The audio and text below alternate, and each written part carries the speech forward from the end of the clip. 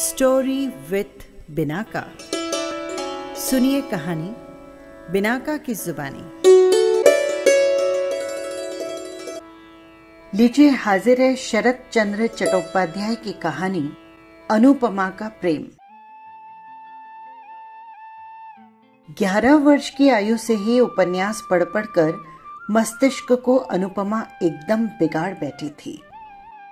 वो समझती थी मनुष्य के हृदय में जितना प्रेम, जितनी माधुरी, जितनी शोभा, जितना सौंदर्य, जितनी तृष्णा है, सब छानबीन कर साफ कर उसने मस्तिष्क के भीतर जमा कर रखी है।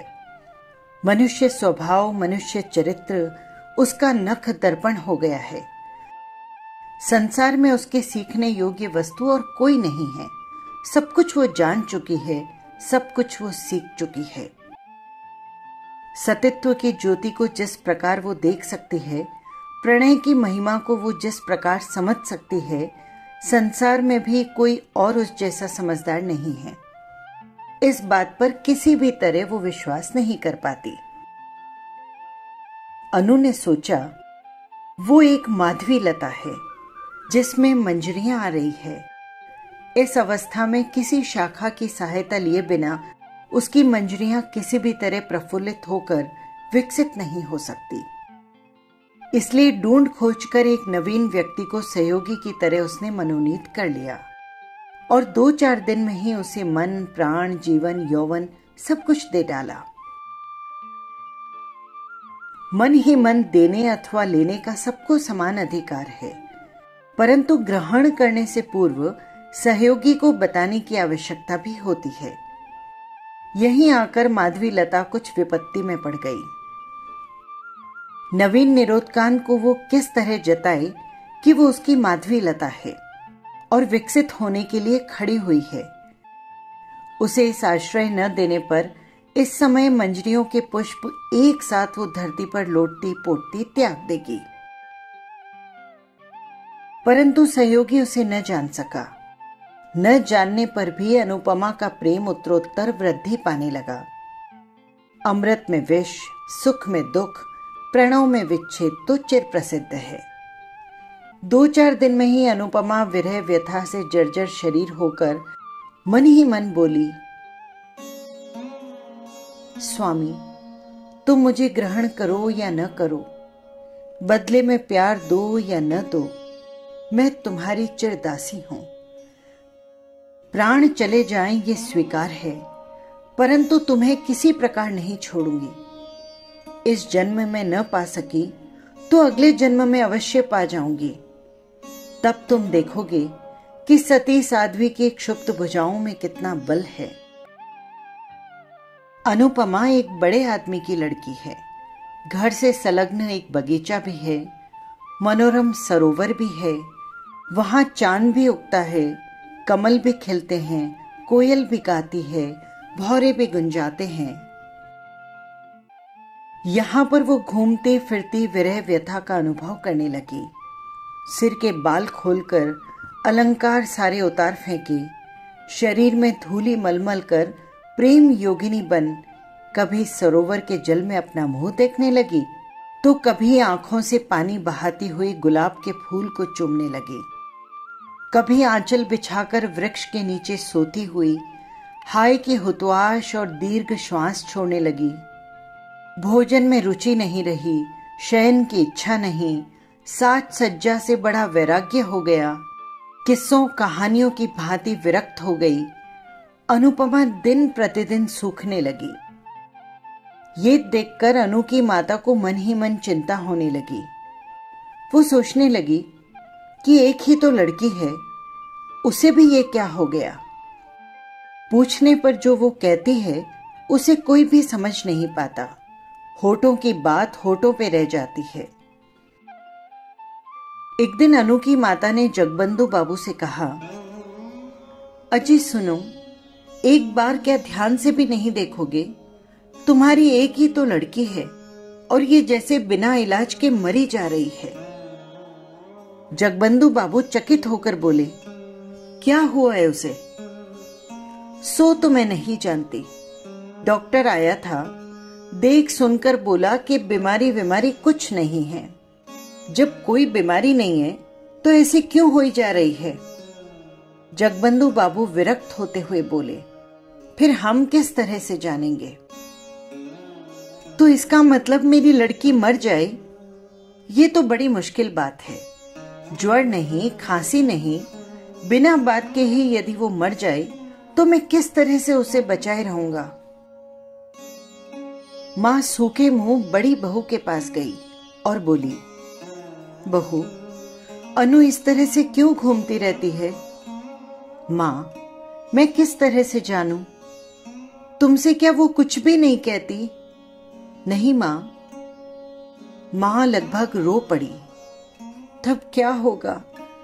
बिना खाए बिना सोए इस तरह सारे दिन बगीचे में घूमती रहती है। ऐसे कितने दिन चलेगा और कितने दिन बचेगी? तुम लोग कुछ तो करो, किसी तरह से उसे समझाओ, नहीं तो मैं किसी दिन बगीचे के तालाब में डूब मरूंगी। बड़ी बहू कुछ देर चिंतित होती हुई बोली, मां, कहीं अच्छा लड़का देखकर उसका विवाह कर दो। गृहस्थी का बोझ पड़ने पर अपने आप सब ठीक हो जाएगा। हां, शायद तुम ठीक कहती हो। आज ही मैं उसके पिताजी से बात करूंगी। अनु के पिता ये बात सुनकर थोड़ा हंसते हुए बोले, कलिकाल है, कर दो, ब्याह करके भी देख लो, यदि ठीक हो जाए तो। दूसरे दिन घटक आया। अनुपमा बड़े आदमी की लड़की है, वो सुंदर भी है, वर के लिए चिंता नहीं करनी पड़ी। 1 सप्ताह के भीतर ही घटक महाराज ने वर निश्चित करके जगबंधु बाबू को समाचार दे दिया। पिता ने ये बात उसकी मां को बताई, मां ने बड़ी बहू को बताई, क्रमशः अनुपमा ने भी सुनी। 2-1 दिन बाद एक दिन दोपहर के समय सब मिलकर अनुपमा के विवाह की बातें कर रहे थे। इसी समय वो खुले बाल, अस्त व्यस्त वस्त्र किए, एक सूखे गुलाब के फूल को हाथ में लिए किसी चित्र की भांति वहां आ खड़ी हुई। अनु की माता कन्या को देखकर तनिक हंसती हुई बोली, ब्याह हो जाने पर सब कहीं अन्यत्र चला जाएगा। 2-1 लड़का लड़की होने पर तो फिर कोई बात ही नहीं। अनुपमा चित्र लिखित की भांति सारी बातें सुनने लगी। बहू ने कहा, मां, ननंद रानी के विवाह का दिन कब निश्चित हुआ है? दिन अभी कोई निश्चित नहीं हुआ। अच्छा, तो नंदोई जी क्या पढ़ रहे हैं? इस बार बीए की परीक्षा देंगे। तब तो वर बहुत अच्छा है मां। इसके बाद वो थोड़ा हंसकर मजाक करती हुई बोली, परंतु देखने में खूब अच्छा न हुआ तो हमारी ननंद जी को पसंद नहीं आएगा। क्यों पसंद नहीं आएगा? मेरा जवाई तो देखने में बहुत अच्छा है। इस बार अनुपमा ने गर्दन घुमाई, थोड़ा सा हिलकर पांव के नख से मिट्टी खोदने की भांति लंगड़ाती लंगड़ाती बोली, मैं विवाह नहीं करूंगी। मां ने अच्छी तरह से न सुन पाने के कारण वापस पूछा, क्या बोली बेटी? बड़ी बहू ने अनुपमा की बात सुन ली थी। खूब जोर से हंसते हुए बोली, ननंद जी कहती है वे कभी विवाह नहीं करेंगी। विवाह नहीं करेगी? नहीं, न करे। अनु की माता मुंह बनाकर हंसती हुई वहां से चली गई। उनके जाने के बाद बड़ी बहू बोली, तुम विवाह नहीं करोगी ननंद रानी? अनुपमा पूर्ववत गंभीर मुंह किए हुए बोली, नहीं, किसी प्रकार नहीं। क्यों? चाहे जिसे हाथ पकड़ा देने का नाम विवाह नहीं है भाभी। मन का मिलन न होने पर विवाह करना भूल है। बड़ी बहू चकित होकर अनुपमा के चेहरे की ओर देखने लगी और बोली, क्या कहा? हाथ पकड़ा देना गलत बात होती है। पकड़ा नहीं देंगे तो क्या लड़कियां स्वयं देख सुनकर पसंद करने के बाद विवाह करेगी? हाँ, अवश्य। तब तो तुम्हारे मत के अनुसार मेरा विवाह भी एक तरह की भूल हो गया। विवाह के पहले तो मैंने तुम्हारे भाई का नाम तक नहीं सुना था।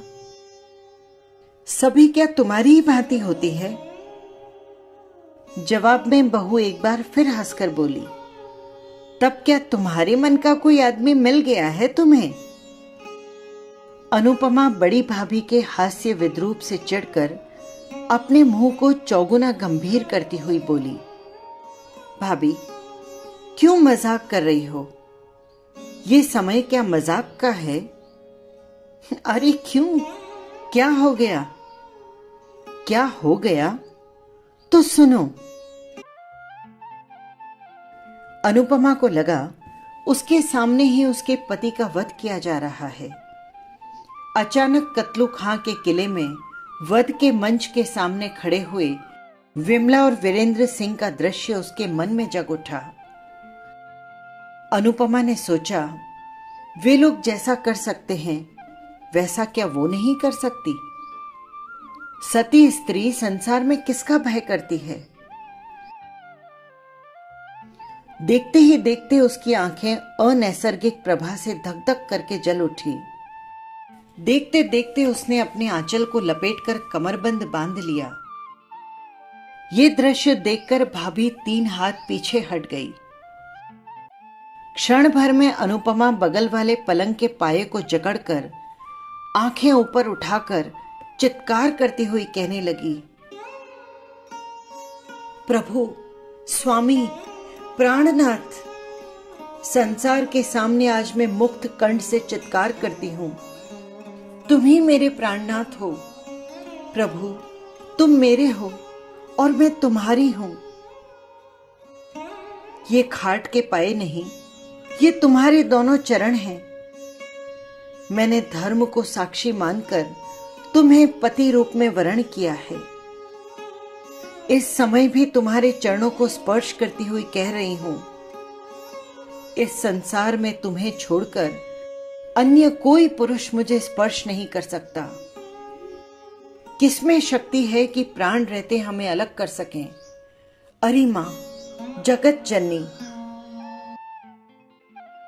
बड़ी बहू चित्कार करती हुई बाहर दौड़ पड़ी। अरे देखते हो ननंद रानी कैसा ढंग अपना रही है। देखते देखते मां भी दौड़ी आई। बहू रानी का चित्कार बाहर तक जा पहुंचा। क्या हुआ, क्या हो गया? कहते कहते पिता और उनके पुत्र चंद्र बाबू भी दौड़े आए। माता, पिता, भाई, भाभी, दास दासियों से क्षण भर में घर में भीड़ हो गई। अनुपमा मूर्छित होकर खाट के समीप पड़ी हुई थी। मां रो उठी, मेरी अनु को क्या हो गया? जल्दी से डॉक्टर को बुलाओ, पानी लाओ, हवा करो। इस चित्कार से आधे पड़ोसी भी घर में जमा हो गए। बहुत देर बाद आंखें खोलकर अनुपमा धीरे धीरे बोली, मैं कहां हूं? उसकी मां उसके पास मुंह लाते हुए स्नेहपूर्वक बोली, कैसी हो बेटी? तुम मेरी गोद में लेटी हो। अनुपमा दीर्घ निश्वास छोड़ती हुई धीरे धीरे बोली, ओह, तुम्हारी गोदी में।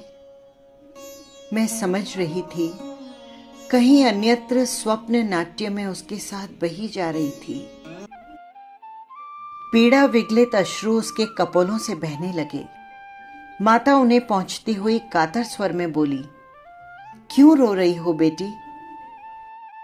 अनुपमा दीर्घ निश्वास छोड़कर चुप रह गई। बड़ी बहू चंद्र बाबू को एक तरफ ले जाकर बोली, सबको जाने को कह दो, ननंद रानी ठीक हो गई है। क्रमशः सब लोग चले गए। रात को बहू अनुपमा के पास बैठकर बोली, ननंद रानी, किसके साथ विवाह होने पर सुखी होगी तुम?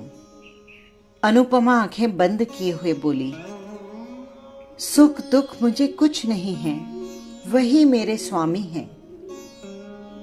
अरे सो तो मैं समझ गई हूं, परंतु वे हैं कौन? सुरेश, मेरे सुरेश। सुरेश? राखाल मजूमदार के बेटे? हाँ, वे ही। रात में ही मां ने सारी बातें सुनी। दूसरे दिन सवेरे ही मजूमदार के घर जा पहुंची। बहुत सी बातों के बाद सुरेश की माता से बोली, अपने लड़के से मेरी लड़की का विवाह कर लो।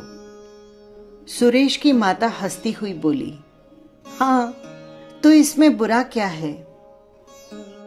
बुरे भले की बात नहीं है, ये विवाह करना ही होगा। ठीक है, सुरेश से एक बार पूछ लेती हूं, वो घर में ही है। उसकी सहमति हो तो उसके पिता की कोई असहमति नहीं होगी। सुरेश उस समय घर में रहकर बीए की परीक्षा की तैयारी कर रहा था। एक एक क्षण उसके लिए एक एक वर्ष के समान था। उसकी मां ने विवाह की बात कही, मगर बात उसके कान में भी नहीं पड़ी। मां ने फिर से कहा, सुरो, तुझे विवाह करना होगा। सुरेश मुंह उठाकर बोला, वो तो होगा ही मां, परंतु अभी क्यों? पढ़ने के समय ये सब बातें मुझे अच्छी नहीं लगती। मां अप्रतिभ होकर बोली, नहीं नहीं, पढ़ने के समय क्यों? परीक्षा समाप्त हो जाने के बाद विवाह होगा। लेकिन कहां? इसी गांव में जगबंधु बाबू की लड़की के साथ। क्या? चंद्र की बहन के साथ, जिसे मैं बच्ची कहकर पुकारता हूं। बच्ची कहकर क्यों पुकारेगा? उसका नाम अनुपमा है। सुरेश थोड़ा हंसकर बोला, हाँ हाँ, अनुपमा। वो तो बड़ी कुत्सिक है। कुत्सिक कैसे हो जाएगी? वो देखने में तो बड़ी अच्छी है। भले ही अच्छी हो मां, एक ही जगह ससुराल और पिता का घर होना मुझे पसंद नहीं। क्यों? उसमें क्या दोष है बेटा? दोष की बात का कोई मतलब नहीं। तुम इस समय जाओ मां, मैं थोड़ा पढ़ लूं। इस समय कुछ भी नहीं होगा। सुरेश की माता ने वापस आकर कहा, सुरो तो एक ही गांव में किसी प्रकार विवाह नहीं करना चाहता। क्यों? सो तो मैं नहीं जानती। अनु की माता मजूमदार की पत्नी का हाथ पकड़कर कातर स्वर में बोली, ये नहीं होगा बहन, ये विवाह तो तुम्हें करना ही पड़ेगा। लेकिन लड़का तैयार नहीं है। अब मैं क्या करूं, तुम ही बताओ। न होने पर भी मैं किसी तरह नहीं छोड़ूंगी। अच्छा तो ठीक है, ठहरो। कल फिर एक बार मैं उसे समझा कर देखूंगी। यदि उसने हां कर दी तो। अनु की मां लौटकर जगबंधु बाबू से बोली, सुनो जी, उनके सुरेश के साथ हमारी अनुपमा का जिस तरह भी हो विवाह करो। पर क्यों, बताओ तो। राम गांव में एक तरह से सब कुछ निश्चित हो चुका है। उस संबंध को तोड़ दें क्या? हाँ, कारण है। क्या कारण है? कारण कुछ नहीं, परंतु सुरेश जैसा रूप गुण संपन्न लड़का हमें कहां मिल सकता है? फिर मेरी एक ही तो लड़की है, उसे दूर नहीं ब्याहूंगी मैं। सुरेश के साथ ब्याह होने पर जब चाहूंगी मैं उसे देख सकूंगी। अच्छा ठीक है, मैं प्रयत्न करूंगा। प्रयत्न नहीं, निश्चित रूप से करना होगा। पति नथ का हिलना डुलना देखकर हंस पड़े। बोले, अच्छा जी, यही होगा। संध्या के समय अनु के पिता मजूमदार के घर से लौटकर अपनी पत्नी से बोले, वहां विवाह नहीं होगा। अब मैं क्या करूं बताओ। उनके तैयार न होने पर मैं जबरदस्ती तो उन लोगों के घर अपनी लड़की को नहीं फेंकाऊंगा ना। लेकिन करेंगे क्यों नहीं? एक ही गांव में विवाह करने का उनका विचार नहीं है। मां अपने मस्तिष्क पर हाथ मारती हुई बोली, मेरे ही भाग्य में दोष है। दूसरे दिन वो सुरेश की मां के पास जाकर बोली, दीदी विवाह कर लो। अरे बहन, मेरी भी इच्छा है, परंतु लड़का किसी तरह तो तैयार हो तब ना। सुनो, मैं छिपाकर सुरेश को 5,000 रुपए भी दे दूंगी। रुपयों का लोभ बड़ा प्रबल होता है। सुरेश की मां ने ये बात सुरेश के पिता को जताई। पिता ने सुरेश को बुलाकर कहा, सुरेश, तुम्हें ये विवाह करना ही होगा। क्यों पिताजी? क्यों? फिर क्यों? इस विवाह में तुम्हारी मां का मत ही मेरा भी मत है। साथ ही साथ एक कारण भी हो गया है। सुरेश सिर नीचा किए बोला, पिताजी, ये पढ़ने लिखने का समय है, परीक्षा की हानि होगी। उसे मैं जानता हूं बेटा। पढ़ाई लिखाई का हानि करने के लिए तुमसे नहीं कह रहा हूं। परीक्षा समाप्त होने के बाद विवाह करो। जो आज्ञा पिताजी। अनुपमा की माता की आनंद की सीमा न रही। फौरन ये बात उसने अपने पति से कही। मन के आनंद के कारण दास दासी सभी को ये बात बताई। बड़ी बहू ने अनुपमा से बुलाकर कहा, ये लो, तुम्हारे मन के वर को पकड़ लिया है। अनुपमा लज्जापूर्वक थोड़ी हंसती हुई बोली, ये तो मैं जानती थी। किस तरह जाना तुमने? चिट्ठी पत्री चलती है क्या तुम दोनों के बीच? प्रेम तो अंतर्यामी है, हमारी चिट्ठी पत्री हृदय में चला करती है। धन्य हो तुम्हारे जैसी लड़की। अनु के चले जाने के बाद बड़ी बहू ने धीरे धीरे मानो अपने आप से कहा, देख सुनकर शरीर चलने लगता है। मैं 3 बच्चों की मां हूं और ये आज मुझे प्रेम सिखाने आई है। बस यही थी कहानी। फिर मिलेंगे किसी नई कहानी के साथ। नमस्कार।